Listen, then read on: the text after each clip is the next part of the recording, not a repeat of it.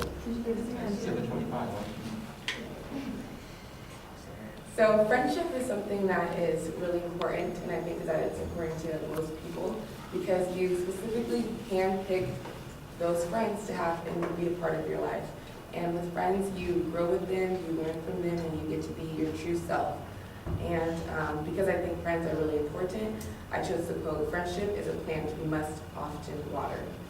And this quote to me was a little bit odd comparing a friendship to a plant, but I can see where they're coming from because just like a plant, a tree, or grass, it needs water to be taken care of. It needs water to grow and to be healthy. And I think that's the same thing that applies with friendships. Friendships can be like family members. You love them dearly and you want to make sure that they always have the best foot forward. And so sometimes you need to, I guess in this case, water them so they're able to grow to their fullest potential in life. But on the other side of things, if you add too much water, a plant can also die. So I think that with friendship, you need to know when it's time to let it go. You need to know when it's time to let it go, and where you need to stop watering that plant because it no longer needs any more water and you can't do anything to fix the plant or fix your friendship.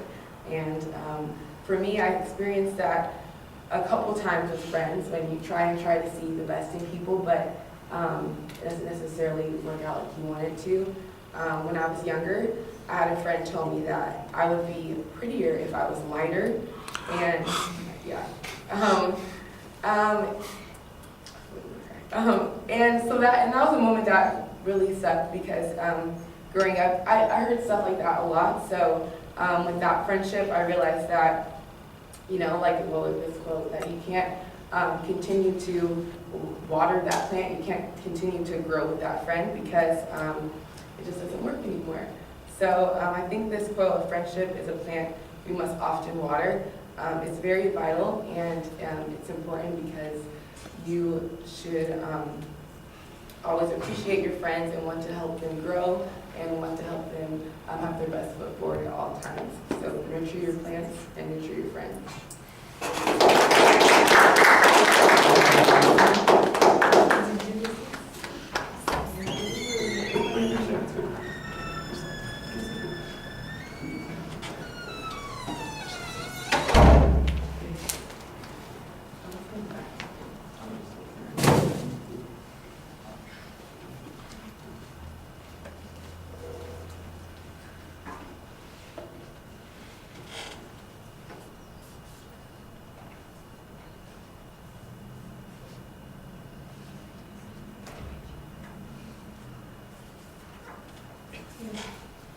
I think we just need to have the last one and one first one and second one.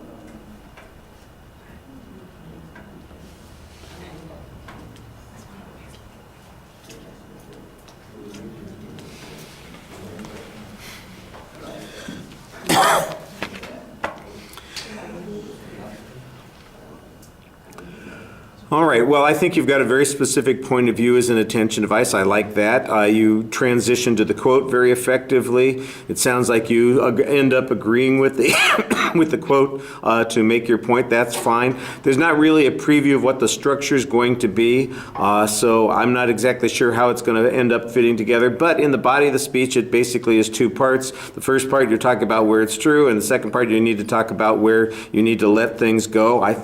That seemed reasonable to me. I think you could probably use a few more examples and incidents on the true part. The one where you say you need to let a friendship go, sometimes I thought you had a pretty good example there, a very dramatic example that makes the point, and you kind of react to it a little emotionally, and that's understandable. I think that adds a little bit of personality and realism to the presentation.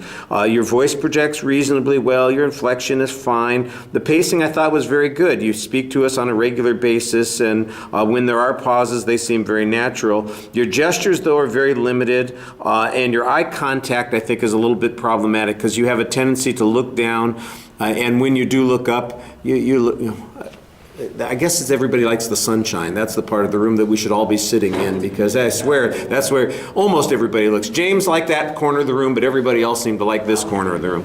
Yeah, that's, you're looking for an escape route, I guess.